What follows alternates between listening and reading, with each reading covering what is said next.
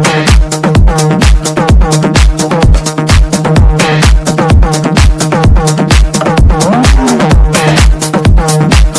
Welcome back to our YouTube channel Guru Masti जिनएमटी। दोस्तों आज मैं इस सेशन में क्लास 12 का फिजिक्स चैप्टर नंबर 7 से लेकर आया हूं, जिसका नाम है प्रत्यावर्ती धारा, मतलब अल्टरनेटिंग करंट। है ना, क्या होता है अल्टरनेटिंग करंट। ठीक है, अल्टरनेटिंग करंट। तो दोस्तों आज मैं इसी चैप्टर को हम ऑब्जेक्टिव कराने वाला हूं, और ऑब्जेक्टिव के साथ साथ बहुत सा न्यूमेरिकल भी है, उसको भी हम लोग देखते चलेंगे, समझे। तो और जो नए लोग इस चैनल पर हैं वो चैनल को सब्सक्राइब कर लीजिए, बेल आइकन को दबा दीजिए ताकि नोटिफिकेशन मिलता रहेगा, और दोस्तों के साथ शेयर कर दीजिए। तो चलिए आइए सातवां नंबर चैप्टर के पहला नंबर क्वेश्चन पर आते हैं। पहला क्वेश्चन बोल रहा है प्रतिवर्ती धारा परिपथ में यथार्थ शक्ति का व्यंजक होता है। कौन होता है, यानी शक्ति का व्यंजक बोल रहा है, पावर का। तो पावर का क्या होता है बताते हैं। पावर का होता है, इसका पावर होता है पी बराबर वी आई, तो जानते हैं, थोड़ा पतला करते हैं। वी जानते हैं तो वी आर एम एस होगा, वी आर एम एस होता है, V I I R M S होता है, और एक होता है कॉस थीटा। ठीक है, इस तरह से, यानी P is equal to V R M S I R M S cos theta. कहाँ है देखिए, पी एवरेज बराबर, यानी कि यहाँ है डी नंबर, अर्थात पी एवरेज बराबर ई आर एम एस, या ई का ही है वी का ही है, ई आर एम एस और V R M S into cos theta.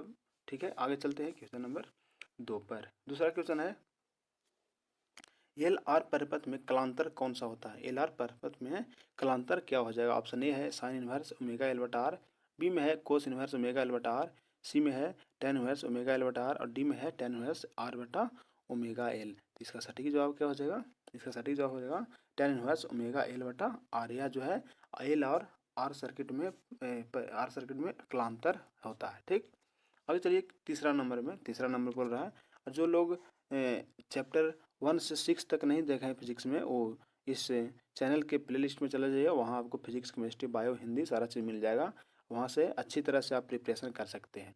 तीसरा नंबर देखिए ट्रांसफार्मर में परिणमन अनुपात होता है। किसमें बोल रहा है, ट्रांसफार्मर में परिणमन अनुपात क्या होता है। ऑप्शन ए है वी एस बटा वी पी, एस मतलब सेकेंडरी वाइंडिंग और पी मतलब प्राइमरी वाइंडिंग। ठीक है, अब बी में है पी वी पी बटा वी एस, सी में है 1 बटा V S into V P, D में है 1 बटा I S into I P. इसका सटीक जवाब क्या हो जाएगा वी एस बटा वी पी, यानी परिणमन अनुपात जो होता है वह secondary voltage transformer secondary voltage बटा प्राइमरी वोल्टेज के बराबर होता है। आगे देखिए आरसी सर्किट, यानी कह सकते हैं रेजिस्टेंस और कैपेसिटेंस, मैंने आरसी सर्किट का विमीय सूत्र क्या होता है। ऑप्शन ए है M naught L naught T inverse T minus 1, B में है M naught L naught T minus 2, C में है M naught L naught T naught, D में है M naught L naught T. तो इसका सटीक और सही जवाब हो जाएगा ऑप्शन डी, यानी आरसी का विमीय सूत्र M naught L naught T के बराबर होता है। ठीक है, आरसी जो है ना टाउ, यानी टॉर्क अथी है टाइम, यानी कि कैपेसिटेंस में, यानी कि आरसी होता है। ठीक है, टाउ इक्वल टू आरसी। ठीक है, आगे चलते हैं क्वेश्चन नंबर 5 में प्रेरणिक प्रतिघात होता है। कौन है, एक से ए में दिया हुआ है एक्सएल बराबर 2 पाई एफ एल, बी में दिया हुआ है एक्सएल बराबर 2 pi F square L, C में दिया हुआ है एक्सएल बराबर 2 pi F L square, D में दिया हुआ है XL is equal to 2 pi F square into L square. तो इसका सटीक जवाब क्या हो जाएगा, ऑप्शन ए, यानी प्रेरणिक मतलब इंडक्टेंस में प्रतिघात इम्पीडेंस होता है XL is equal to 2 pi F L, और अगर कैपेसिटेंस में बोलते संधारित्र में बोले तो कैपेसिटेंस में होता है एक्स सी बराबर 1 बटा 2 पाई एफ सी होता है। ठीक है, ये क्या में दिला है इंडक्टेंस माने प्रेरणिक में, वह हो जाएगा XL is equal to 2 pi F L, लेकिन एक्सी में कहेगा कैपेसिटर में तो 1 बाई 2 पाई एफ सी हो जाएगा। ठीक है, नेक्स्ट चलिए छठा नंबर क्वेश्चन बोल रहा है दिश धारा के लिए प्रेरणिक प्रतिघात होता है। कौन धारा, दिश मतलब डीसी धारा के लिए प्रेरणिक प्रतिघात होता है कितना, एक में दिया हुआ 0, बी में अनंत, सी में दिया ओमेगा एल, डी में दिया हुआ है 1 बटा ओमेगा एल। तो इसका सही आंसर हो जाएगा 0। क्या हो जाएगा 0। हाँ, दिश धारा में जो इंडक्टेंस उसमें इंडक्टेंस यूज ना होता है, इसलिए उसका मान 0 हो जाएगा। चलिए दिश मतलब डीसी में इंडक्टेंस का यूज नहीं होता है, इसलिए उसका मान 0 हो जाएगा। आगे चलिए क्वेश्चन नंबर 7 में, निम्नलिखित में कौन ऊंचाई ट्रांसफार्मर के लिए सही है? ऊंचाई मतलब कि स्टेप अप ट्रांसफार्मर के लिए सही है। कौन सही है?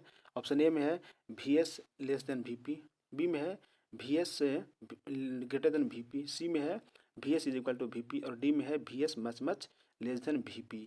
यानी VS VP मतलब समझे, ये मतलब सेकेंडरी, VS मतलब सेकेंडरी वाइंडिंग और IP मतलब होता है प्राइमरी वाइंडिंग। क्या? प्राइमरी वाइंडिंग कुछ का ट्रांसफार्मर का, ठीक है। तो क्या बोला, ऊंचाई मैंने स्टेप अप ट्रांसफार्मर के लिए सेकेंडरी बड़ा हाई होना चाहिए, यानी वैल्यू ज़्यादा होना चाहिए, यानी VS से ग्रेटर देन VP हो जाएगा, ठीक है। B number. आगे चलिए क्वेश्चन नंबर 8 में 8वां बोल रहा है प्रतिवर्ती धारा मतलब, प्रतिवर्ती मतलब AC धारा का RMS मान। क्या? RMS मान IRMS और प्रतिवर्ती धारा का शिखर मान मतलब मैक्सिमम वैल्यू I0 के बीच संबंध होता है। इसमें मैंने क्या संबंध होता है सो बता रहा है। तो हम लोग जानते हैं, बस छोटा सा कंसेप्ट है, आइए थोड़ा सा समझा देते हैं, ज़्यादा नहीं है। यानी हम लोग जानते हैं कि IRMS जो होता है, IRMS जो होता है वह क्या मैक्सिमम मतलब शिखर मान बाय √2 के बराबर होता है, समझ रहे हैं। यानी IRMS जो होता है, IRMS वह शिखर मान मतलब I0 के, वह I0 बाय √2 के बराबर होता है, ठीक है। अब हम यहाँ से क्या IRMS निकाल लेंगे तो क्या होगा बताइए।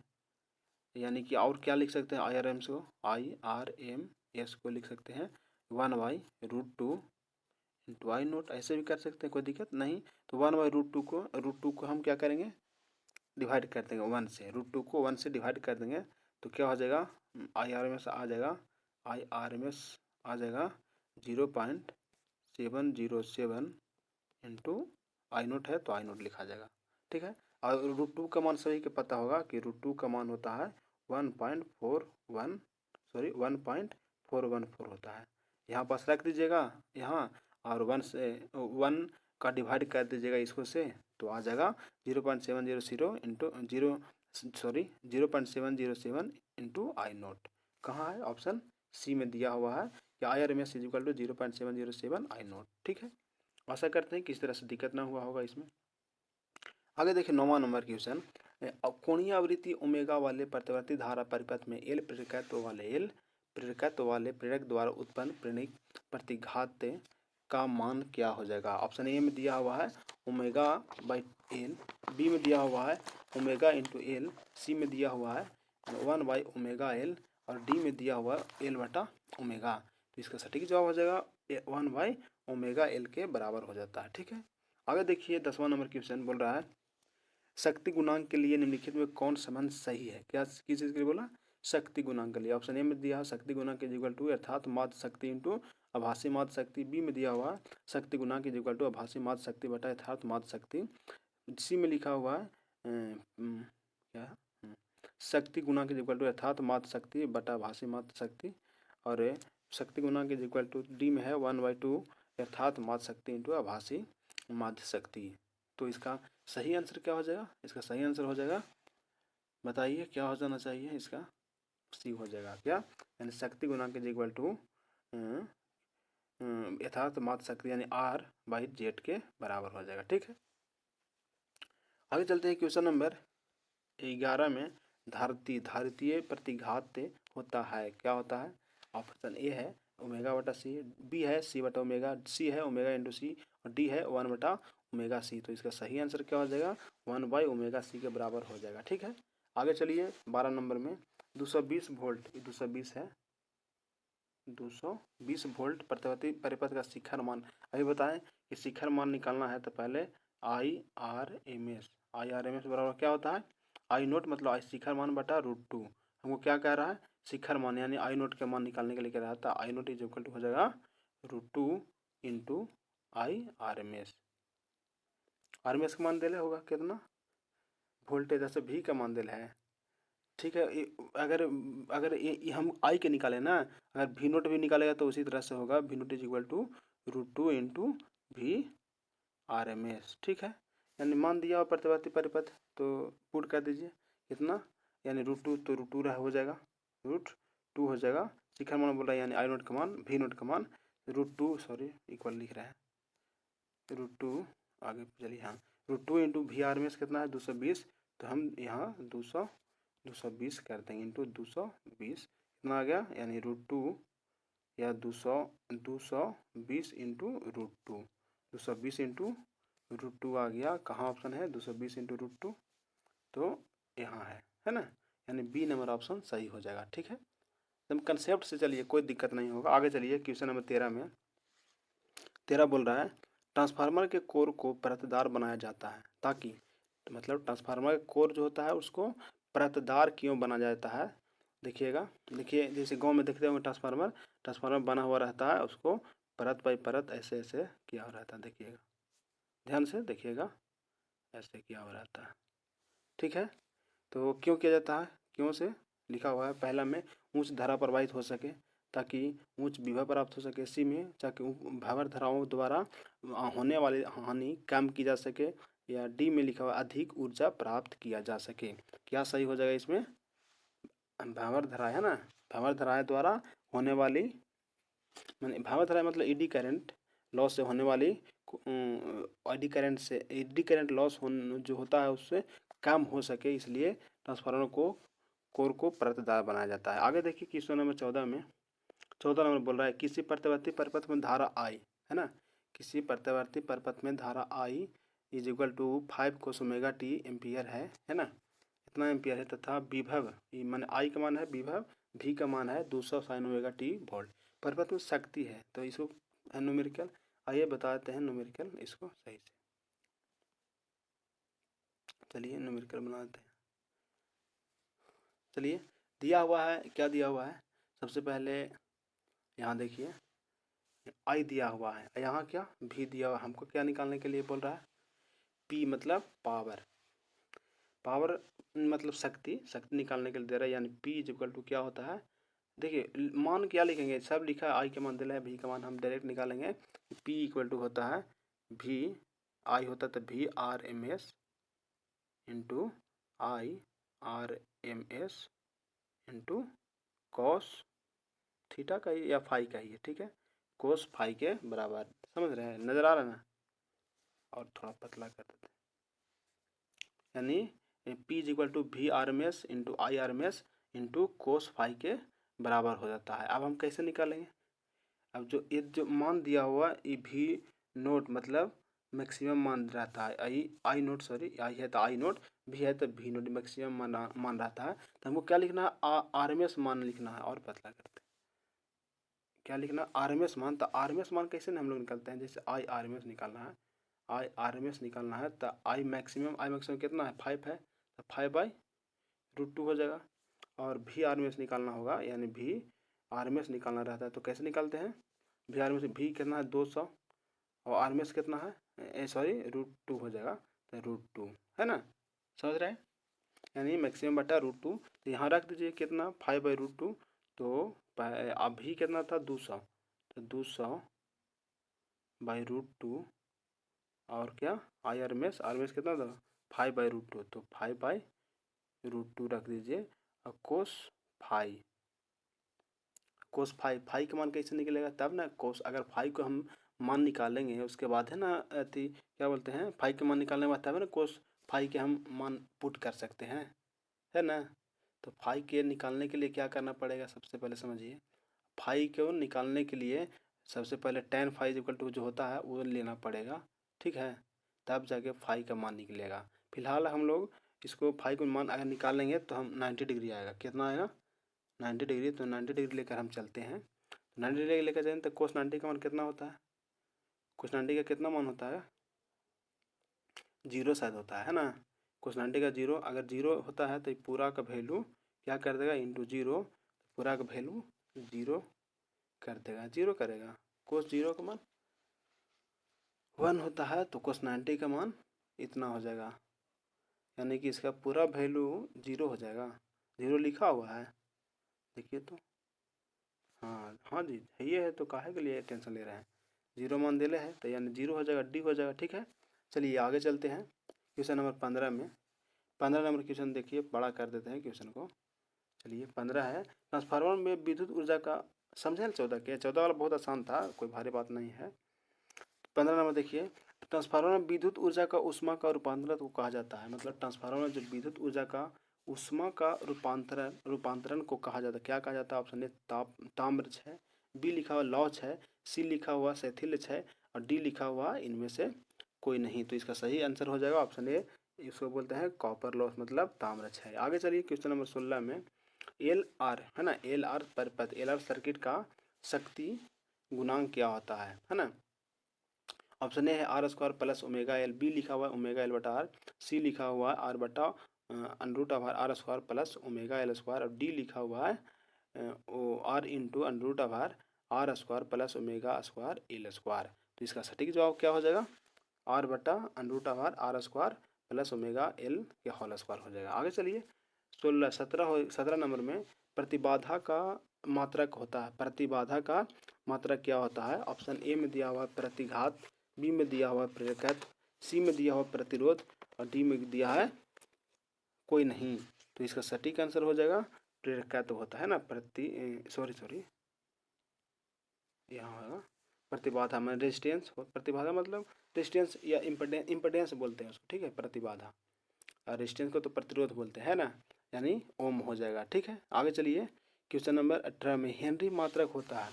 हेनरी किसका मात्रक होता है? ऑप्शन ए प्रतिघात का, बी प्रेरकत्व का, सी प्रतिरोध का और डी हेनरी ये कोई नहीं। तो इसका सही आंसर हो जाएगा प्रेरकत्व, मतलब इंडक्टेंस, इंडक्टेंस मैंने एल का सही मात्रक जो होता है, एल मतलब प्रेरकत्व, एल मतलब इंडक्टेंस कहिए या प्रेरकत्व कहिए, उसका ऐसे मात्रक हेनरी होता है। और प्रतिघात तो ऊपर देखो कि प्रतिबाधा का ये प्रतिघात इसका ओम होता है और वो प्रतिरोध का भी ओम होता है। चलिए आगे चलते हैं क्वेश्चन नंबर 19 में 1/L ओमेगा की इकाई कौन है? ऑप्शन ए है आर की इकाई, बी है एल ओमेगा की इकाई और सी है दोनों की इकाई या डी होगा किसी की इकाई नहीं। तो इसका सही आंसर किसी का इकाई नहीं, ना तो आर की इकाई सिर्फ होगा ना एल डब्ल्यू का होगा, मतलब किसी का नहीं होगा। आगे चलिए 20वां नंबर बोल रहा है गैल्वेनोमीटर को वोल्टमीटर बनाने में ज़रूरत क्या है? गैल्वेनोमीटर को वोल्टमीटर बनाने में ज़रूरत है किसका? ए उच्च प्रतिरोध का, बी लिखा हुआ निम्न प्रतिरोध का, सी लिखा हुआ संधारित्र का और डी लिखा हुआ प्रेरक कुंडली का। तो इसका सही क्या हो जाएगा? हम लोग पिछला जो न्यूमेरिकल बना रहे थे वो ऐसा आया था, है ना? तो क्या आवश्यकता, गैल्वेनोमीटर को हम वोल्टमीटर बना रहे हैं तो निम्न प्रतिरोध की आवश्यकता होती है, समझे, है ना? निम्न प्रतिरोध की आवश्यकता होती है। चलिए आगे चलते हैं क्वेश्चन नंबर 21 में 21 नंबर बोल रहा है, 21वां नंबर बोल रहा है कि एक 0.5 कूलाम, अच्छा 20 नंबर में डाउट लग रहा है जी। गैल्वेनोमीटर को वोल्ट मीटर बनाते हैं, आप लोग देखिएगा ये होगा कि बी, थोड़ा सा कन्फ्यूज़न है, देख लीजिएगा आप लोग तो थोड़ा ए या बी होगा। गैल्वेनोमीटर को वोल्ट मीटर बनाने के लिए, है ना, वोल्ट मीटर बनाने के लिए क्या करते हैं, उच्च प्रतिरोध लेते हैं, रेजिस्टेंस को सीरीज में लेते हैं ना, और अमीटर को बनाने के लिए हम क्या करते हैं, सेंट मतलब पैरेलल में लेते हैं। अच्छा इसको देखिएगा, मेरा उम्मीद से तो लग रहा है कि भी यही होगा, है ना? देखिएगा थोड़ा कंफर्म कीजिएगा। आगे देखिए 21 नंबर में एक 0.05 कूलाम प्रतिरोध वाले एमीटर को 1.5 वोल्ट विद्युत वाहक बल के सेल से जोड़ा जाता है। अच्छा अगर 2.0 एम्पियर की धारा परिपथ में बहती है तो सेल का आंतरिक प्रतिरोध क्या हो? मतलब स्मॉल आर कहिए, छोटा आर को जो कहिए उसका यानी स्मॉल आर कहिए, स्मॉल आर का मान क्या हो जाएगा बताइए। इसका देखिए फिगर फिगर बनाते हैं, डायरेक्ट इसको बनाते हैं, कोई फिगर नहीं। 21 नंबर देखिए, स्मॉल आर का मान कहेगा सबसे पहले कैसे निकलेगा कि आई इज इक्वल टू एक फॉर्मूला होता है कैपिटल ई यानी ई जो है, आई जो है करंट है, ई जो है विद्युत वाहक बल और बाहरी एक्सटर्नल रेजिस्टेंस और आंतरिक रेजिस्टेंस मीटर का, है ना, आर बोलते हैं। अब हम यहाँ से निकालना है, क्या निकालना है, आर निकालना है। तो आर निकालने के लिए क्या करेंगे, यानी कैपिटल आर प्लस ऐसे करेंगे, है ना, is equal to E into I, यानी ई बटा आई आ जाएगा, है ना, ई बटा आई हो जाएगा। अब क्या करेंगे, यहाँ से छोटका आर निकालना है ना, तो आई बटा आई माइनस कैपिटल आर। ठीक है, यहाँ तक तो कोई दिक्कत नहीं है। अब देखिए सब का मान दिया हुआ, इधर देखिए, इधर मैं कर दे नहीं, आइए यहाँ आर इज इक्वल टू हो जाएगा कैपिटल ई यानी विद्युत भाग बल 1.5 है। ठीक है, आगे देखिए नीचे क्या है, ये आई है लिखा हुआ 2.0, तो लिख दीजिए 2.0 या 2 रहने दीजिए, कोई दिक्कत नहीं, 2.0 रखिए। चलिए आगे चलिए, और क्या, आर का मान दिया हुआ है 0.05 है ना, 0.05 लिखा हुआ है। इसको काट दीजिए ऐसे ऐसे, है ना, कितना आ जाएगा इसका, 2 से कटेगा है ना, कितना आ जाएगा बताइए आप लोग, 1.52 कहिए कितना आ जाएगा, यानी कि इसका मान आ जाएगा 0 पॉइंट कट के 0.75 में से क्या कटेगा, 0.05 घट जाएगा, तो फाइनली जो आंसर आएगा वो आएगा 0.7 के अप्रोक्स आएगा, है ना, 0.7 आएगा। देखिए ऑप्शन में कहाँ है 0.7, 0.7 कहाँ है, तो यहाँ डी नंबर में, डी नंबर ऑप्शन सही हो जाएगा। ठीक है, आगे चलिए क्वेश्चन नंबर 22 में, 22 नंबर क्या बोल रहा है, ये LCR श्रेणी क्रम में है ना, LCR श्रेणी क्रम परिपथ में ओमेगा कोणीय आवृत्ति का एक AC स्रोत जुड़ा है। अच्छा ठीक है, धारा का शिखर मान महत्तम होगा, क्या होगा, ऑप्शन ए है omega less than 1/√LC, B में लिखा हुआ omega less than √LC, C में लिखा हुआ omega is equal to 1/√LC, और डी में लिखा हुआ ओमेगा ग्रेटर देन 1/√LC। तो इसका सही आंसर हो जाएगा सी नंबर, यानी omega is equal to 1/√LC। 23 number देखिए क्या लिखा हुआ है, 23 में पूछ रहा है एक प्रतिवर्ती धारा की शिखर वोल्टता इतना है, शिखर मतलब मैक्सिमम वोल्टेज इतना है, यानी आई नोट का मान दिया हुआ है 440 वोल्ट, तो आभासी वोल्टता मतलब हमको से आई RMS पूछ रहा है, तो आई RMS बराबर बताया था ना, आई नोट बटा √2। ठीक है, ठीक है ना, शिखर दिले हैं यानी आई नोट का मान दिले हैं, आई RMS निकालेंगे तो हमको इतना करना पड़ेगा, समझ रहे हैं। अब इसको क्या करिएगा बताइए, सिंपल है, √2 से डिवाइड कर दीजिए आई नोट का, यानी 4.44 है ना, सॉरी 440 को √2 से डिवाइड करिए तो कितना आ जाएगा 220 √2, कहाँ है ये सी नंबर हो जाएगा। इसको कैसे करेंगे बोल सोचिए, कैसे करें सर, इसको कोई भारी बात थोड़ी है, इसको आराम से कर सकते हैं। √2 नीचे है ना, कुछ नहीं, सिर्फ रेशनलाइजेशन मैंने परिमेयकरण कर दीजिए, कितना आ गया 440 √2, और √2 इंटू √2 क्या हो जाएगा, √2 इंटू √2 2 हो जाएगा, 2 से कट जाएगा, कितना होगा 220, 220 √2 ये हो जाएगा सी नंबर। चलिए आगे चलते हैं, क्वेश्चन नंबर 24 में 24 बोल रहा है एक प्रतिवर्ती धारा का समीकरण है I is equal to 60 sine 100 pi T, धारा का वर्ग माध्य मूल मान क्या हो जाएगा, वर्ग माध्य मूल मान पूछ रहा है हमको से, एवं आवृत्ति मतलब फ्रीक्वेंसी एफ का मान ही पूछ रहा है, और वर्ग माध्य मूल मान माने आई रूट मीन स्क्वायर आई RMS पूछ रहा है बराबर वाट, और फ्रीक्वेंसी बराबर भी वाट, क्या होगा बताइए। इसको थोड़ा छोटा करते हैं और बना देते हैं, है ना, ज़्यादा नहीं है, नॉर्मल है। देखिए क्या पूछा है हमको से, फ्रीक्वेंसी पूछ रहा है, एफ इज इक्वल टू कितना हर्ट्स होगा, और क्या पूछा IRMS बराबर वाट क्या होगा, है ना। तो चलिए जो दिया हुआ है वो हम लिखेंगे नहीं, ठीक है, डायरेक्ट इसको सोल्व करेंगे, तो करेंगे यानी आई नोट भी दिया हुआ है, निकाल रहा सीधे निकालिए कि फॉर्मूला एक होता है omega equal to omega is equal to 2πf, इसको बोलते हैं 100 साइन ओमेगा टी, टी तो होता है और ओमेगा, तो ओमेगा बराबर कितना है 100 पाई दिया हुआ है, टी को हटा दीजिए, टी को अलग रखिए, ओमेगा टी होता है यानी 60 साइन ओमेगा टी, तो ओमेगा का मान 100 पाई और टी अलग हो गया, यानी ओमेगा का मान बताइए कि हाँ, तो इसे कुछ नहीं चुपचाप यहाँ रख दीजिए, एफ का मान यहाँ से निकलेगा तो कितना हो जाएगा 100 पाई, है ना, और 2 पाई नीचे आ जाएगा, 2 पाई नीचे आ जाएगा और ऊपर एफ हो जाएगा। अब काट दीजिए 2 से 2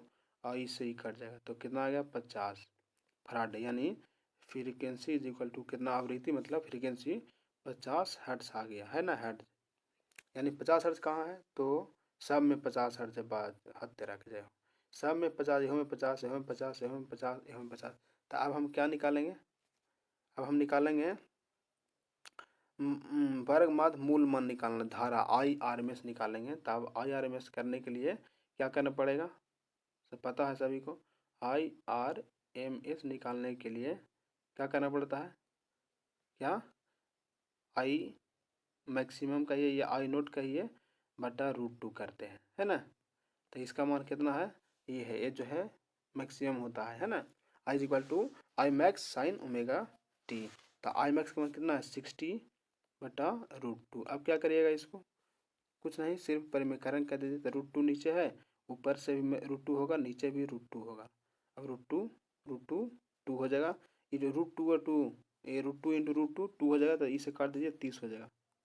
तो कितना आ गया 30√2, 30√2 आ गया। कहाँ है देखिए, 30√2 एम्पियर कहाँ है जी, यानी बी नंबर ऑप्शन सही हो जाएगा। समझे कितना अच्छा अच्छा क्वेश्चन न्यूमेरिकल दिले है, ये सब तो नंबर उठाएगा जी आप लोगों को, समझे। यही सब 400 450 क्रॉस कर जाएगा, समझे। और जो नॉर्मल तो सब जानता है, लेकिन कुछ अलग कीजिएगा तब ना। आगे चलिए 25वां नंबर क्वेश्चन में, प्रतिवर्ती धारा निम्न में से कौन सा प्रभाव प्रदर्शित करता है, कौन सा प्रतिवर्ती धारा निम्न में से कौन प्रभाव प्रदर्शित करता है। ऑप्शन ए रासायनिक प्रभाव, बी लिखा हुआ उष्मीय प्रभाव, सी चुंबकीय प्रभाव, और डी लिखा हुआ है इनमें से सभी। तो इसका सटीक आंसर क्या हो जाएगा, तो इसका सटीक आंसर हो जाएगा उष्मीय प्रभाव प्रदर्शित करता है प्रतिवर्ती धारा, है ना। हीट होता है तो उष्मीय है ना।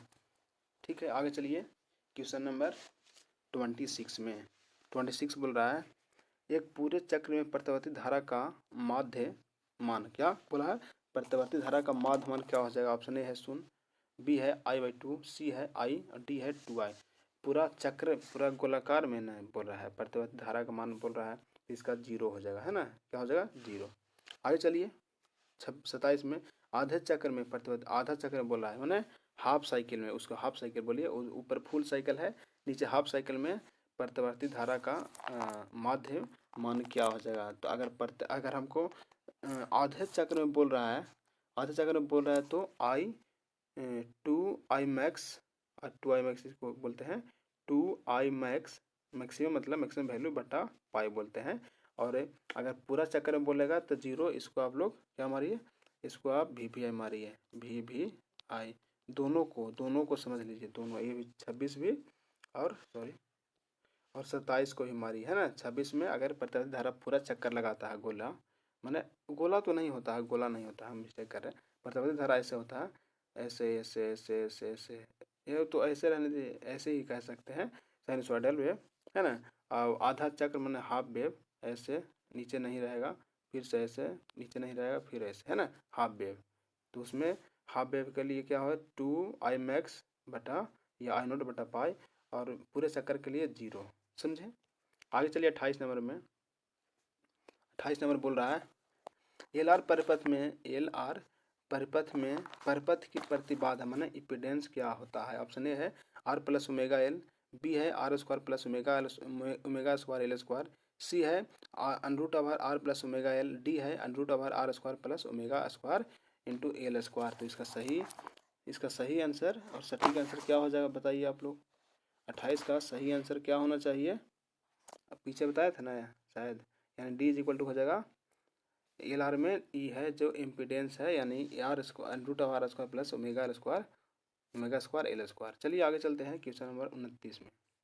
बोल रहा है, प्रतिवर्ती धारा परिपथ में शक्ति व्यय होता है, क्या बोला, शक्ति व्यय होता है। ऑप्शन ए है केवल प्रतिरोध में, बी है केवल धारिता में, सी है केवल प्रतिरोध में, या डी इन सभी में। तो इसका सटीक आंसर क्या हो जाएगा बताइए।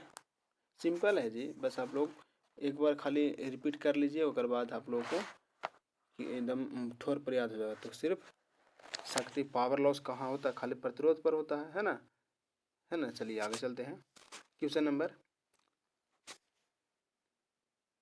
30 में। 30 है, यदि प्रतिवर्ती धारा और विद्युत भाग बल, ठीक है, प्रतिवर्ती धारा और विद्युत वाहक बल के बीच फाई कोण का कलांतर हो तो शक्ति गुणांक का मान हमको पूछ रहा है, क्या हो जाएगा? शक्ति गुणांक का मान कौन होगा? tan phi sin phi cos square phi cos phi, नहीं, शक्ति गुणांक कोस फाई होता है ना, फिर भी आई कोस फाई, तो कोस फाई हो जाएगा। आगे चलिए 31 नंबर में, प्रतिवर्ती धारा परिपथ में अनुनाद की अवस्था में धारा और विद्युत वाहक बल कौन कौन धारा और विद्युत वाहक बल के बीच कलांतर कितना हो जाएगा? ऑप्शन ए में दिया हुआ है π/2, बी में दिया हुआ है π/4, सी में दिया हुआ है पाई और डी में दिया है 0। तो इसका सही आंसर 0 हो जाएगा, है ना। अनुनाद अवस्था में रेजोनेंस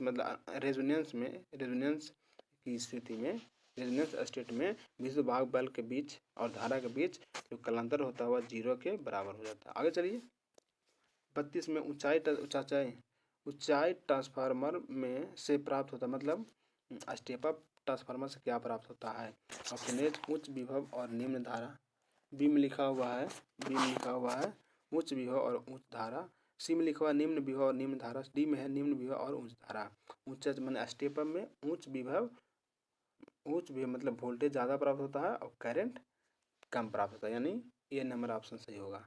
ठीक है, आशा करते हैं समझने में किसी तरह से दिक्कत नहीं हो रहा होगा। आइए 33 नंबर में, प्रतिघात मतलब रिएक्टेंस का मात्रक कौन है? ऑप्शन ए है ओम, ऑप्शन बी में दिया हुआ महो, ऑप्शन सी में फैराड और डी में दिया हुआ एम्पियर। तो प्रतिघात रिएक्टेंस का ऐसा मात्रक रिएक्टेंस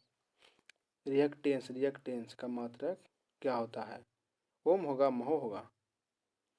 ओम होगा। ओम तो रेजिस्टेंस का होता है, रिएक्टेंस का क्या होना? एक्स के 1/r के बराबर होता है, नहीं, ओम में होगा। ठीक है, आगे चलिए 34 में, तप्त तार एमीटर मापता है प्रतिवर्ती धारा का। ऑप्शन ए उच्चतम मान मापता है, बी में औसत मान, सी में मूल औसत वर्गमूल, या डी होगा इनमें से कोई नहीं। तो इसका सटीक आंसर क्या हो जाएगा? मूल औसत वर्गमूल। मतलब एमीटर जो मापता है वो IRMS मतलब IRMS का वैल्यू मतलब रूट मीन स्क्वायर का वैल्यू मापता है। ठीक है, आगे चलिए क्वेश्चन नंबर 35 में, आभासी धारा होती है।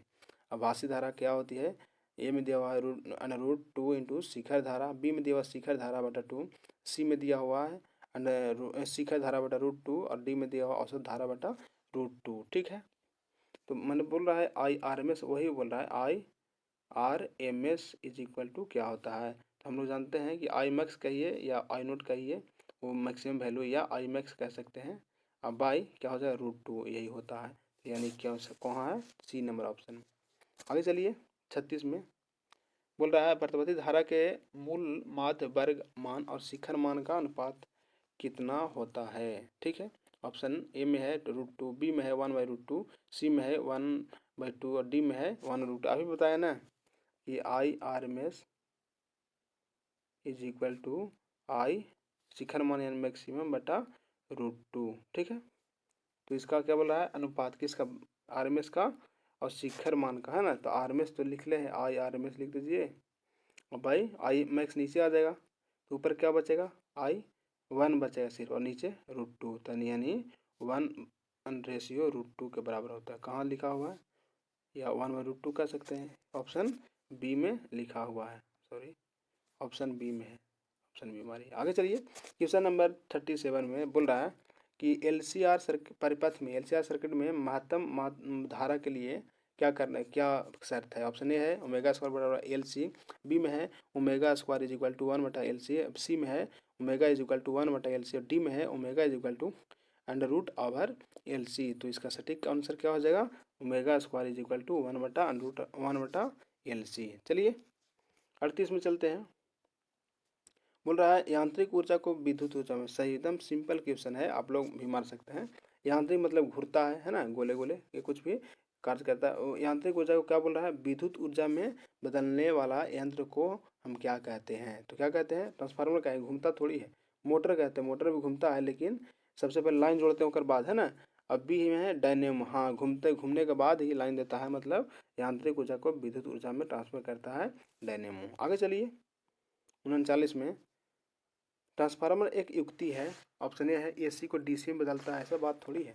बी है डीसी को एसी में बदलता है, ऐसा थोड़ी है। आगे चलिए, सी में डीसी वोल्टता बढ़ाने का या घटाने का काम आता है। डी है एसी वोल्टता बढ़ाने या घटाने में काम आता है। तो इसका सही आंसर क्या हो जाएगा? इसका सही आंसर डी हो जाएगा, है ना। सबसे पहले तो डीसी में क्या, डीसी में तो ट्रांसफार्मर लगेगा नहीं, है ना। डीसी को इसी से बदलता थोड़ी है, सिर्फ एसी वोल्टेज बढ़ाने या घटाने में काम आता है वोल्टेज को, है ना, स्टेप अप या स्टेप डाउन करने में। आगे चलिए, 40 में एक प्रतिवर्ती विद्युत धारा का समीकरण आई का मान इतना है निरूपित होता है। विद्युत धारा की आवृत्ति मतलब एफ का मान निकालना है, तो ये होता है आई नोट, ठीक है, ये आई मैक्स का ही है, जो भी साइन ओमेगा टी का मान दिया हुआ है।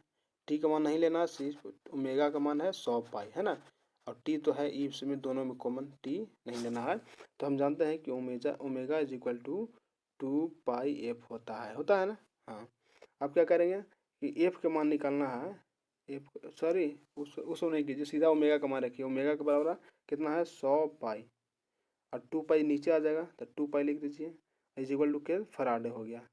2 पाई कट जाएगा, सीधे कट जाएगा, तो सिर्फ कितना आएगा 2 आएगा, सॉरी 2 नीचे है ना जी, तो आ जाएगा कितना है, कर दीजिए 2 50 आ जाएगा, है ना, यानी एफ इज इक्वल टू कितना हो गया 50 हर्ट्ज हो गया। ठीक है, आगे चलिए, 41 में कह रहा है यदि एल प्रेरकत्व में आर प्रतिरोध तथा सी संधारित्र की धारिता को हो तो एल बटा आर तथा आर सी का विमीय सूत्र कौन हो जाएगा? ऑप्शन ए है M naught L T minus one, M L naught T minus one, B में है M naught L naught T naught, M L T naught. मतलब ये दो को दे रहा है, एगो एल बटा आर को, एगो आर सी को दिले है ना, टाइम कॉन्सेप्ट है। सी में लिखा हुआ है M naught L naught T और वन, डी में है M naught L naught T और M naught L naught T दोनों। तो सही आंसर क्या हो जाएगा इसका? डी ही हो जाएगा, मैंने टाइम कॉन्स्टेंट है ही है, यानी एल बटा आर जो है इंडक्टेंस का टाइम कॉन्स्टेंट है, और आर सी जो है कैपेसिटर का टाइम कॉन्स्टेंट है। टाइम कॉन्स्टेंट मतलब समय का कॉन्स्टेंट का टाइम में से ना सिर्फ होगा, है ना, सिर्फ टाइम होगा। आगे चलिए, क्वेश्चन नंबर 42 में एल सी आर सर्किट में विद्युत अनुनाद, है ना, इलेक्ट्रिक रेजोनेंस होने की आवश्यक शर्त क्या हो सकता है? ऑप्शन ए ओमेगा एल बटा omega L is equal to 1 बटा ओमेगा सी, बी में है omega L is equal to omega C में है omega is equal to omega C, D में है इनमें से कोई नहीं। इसका सही आंसर क्या हो जाएगा? Omega L is equal to 1 by omega C, तब वह सर्किट जो है इलेक्ट्रिक सर्किट जो है रेजोनेंस है ना। आगे चलिए, 43 कह रहा है एक प्रतिरोध के आर पार प्रतिवर्ती धारा का वोल्टेज मापा जा सकता है। ऑप्शन ए एक विभव मापी द्वारा, बी लिखा हुआ एक तप्त तार वोल्टमीटर के प्रयोग के द्वारा, सी में लिखा हुआ एक चल कुंडली गैल्वेनोमीटर मीटर के प्रयोग द्वारा, सी डी में लिखा हुआ एक चल चुंबक गैल्वेनोमीटर द्वारा। तो इसका सही आंसर क्या हो जाएगा? बी हो जाएगा, यानी एक तप्त तार वोल्टमीटर के प्रयोग द्वारा। समझे?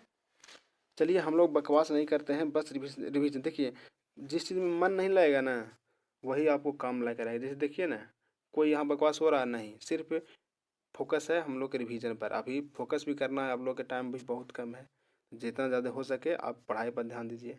44 है प्रतिवर्ती धारा परिपथ में यदि धारा आई एवं वोल्टेज के बीच कालांतर फाई है, कितना फाई है, तो धारा वाटहीन घटक होगा। ऑप्शन ए में है आई कोस फाई, बी में है आई टेन फाई, सी में है आई साइन फाई, डी में है आई कोस स्क्वायर फाई। तो इसका सटीक आंसर क्या हो जाएगा?